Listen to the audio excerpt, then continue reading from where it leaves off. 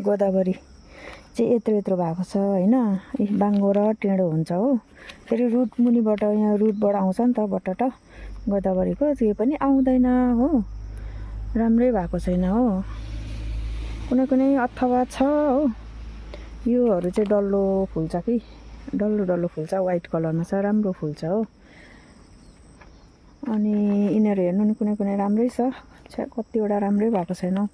बेसी माथिबाट पिन्चिङ गर्दा पनि काट्दा पनि के हुँदो रहेछ भने चाहिँ नि गोदावरी चाहिँ बोटलाई स्ट्रेस हुँदो रहेछ होइन। अनि त्यसको ग्रोथमा डिस्टर्ब हुँदो रहेछ कि ग्रोथै हुनु सक्दैन फेरि हो, ग्रोथै आउँदैन। अब हाइट पनि त लिनु पऱ्यो हल्का होइन, काटेको गर्नु त भएन, हाइट पनि लिनु पऱ्यो। अन्त त्यसो गर्दाखेरि चाहिँ माथि माथि काटेको गर्दाखेरि चाहिँ बोट राम्रो हुँदैन, मतलब बोटै बढ्नु सक्दैन रहेछ कि। अन्त चाहिँ मैले यसलाई 1-2 दिन छोडिदिइरहेको छु हो। यतिको भएको छ, छोडिदिइरहेको छु।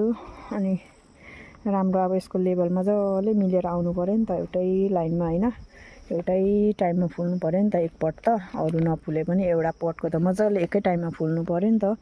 अब यसरी लेभल मिलेकै छैन कि, मेरो लेभल मिलाउनु सकेकै छुइनँ हो। अब एउटा पिन्च गर्दाखेरि अर्को मुनिबाट भर्खर आउँदै गरेको हुन्छ, त्यसलाई पिन्च गर्नु सकिँदैन होइन। त्यसलाई पिन्च नगर्दाखेरि लेभलै मिल्दैन हो।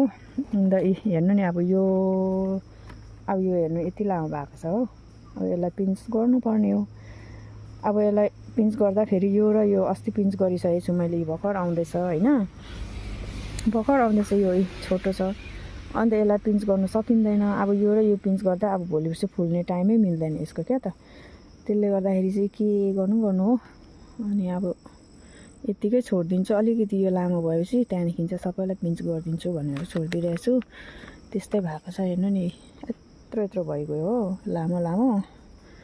त्यसले गर्दाखेरि चाहिँ यस्तो छ साथीहरू। आइडिया तपाईँहरूकोबाट पनि आइडिया लिउँ है, यस्तो सेयर गर्नुहोस् है। तपाईँहरूलाई पनि आइडिया छ भने चाहिँ यसलाई के गर्नुपर्ने भनेर हो।